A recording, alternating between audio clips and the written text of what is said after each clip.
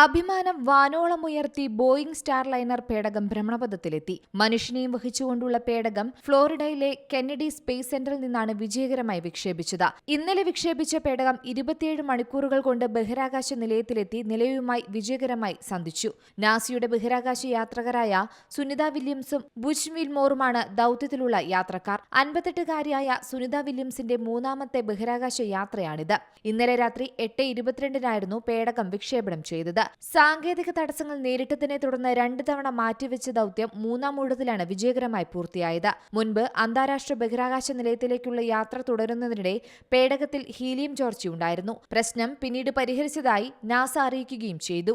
വിക്ഷേപണത്തിനായി ആദ്യം ഷെഡ്യൂൾ ചെയ്തിരുന്ന ദൌത്യം പ്രൊപ്പൽഷൻ സിസ്റ്റത്തിലെ പ്രശ്നങ്ങളും ഹീലിയം ചോർച്ച പരിഹരിക്കുന്നതുമൂലമാണ് വൈകിയത്.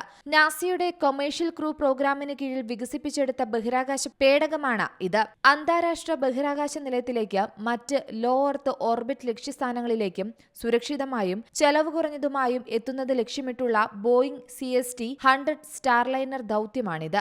News desk Zee Malayalam news. ഏറ്റവും പുതിയ വാർത്തകളും വിശേഷങ്ങളും വിരൽത്തുമ്പിലറിയാൻ സീ മലയാളം ന്യൂസ് എല്ലാ ഡിജിറ്റൽ പ്ലാറ്റ്ഫോമുകളിലും ലഭ്യം.